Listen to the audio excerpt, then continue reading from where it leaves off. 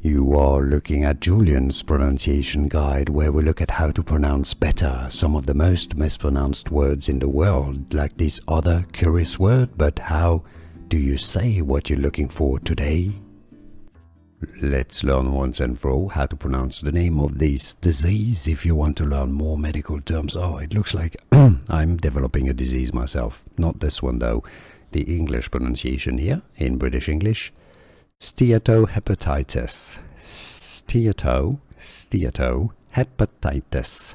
In American English, the way it's usually pronounced in the US is as steatohepatitis.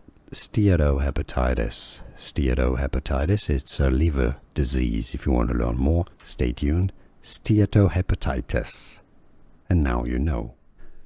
Here are more videos on how to pronounce more confusing words and names too many mispronounced. Like this video if you found it useful. I appreciate your support. I'll see you soon and thanks for watching.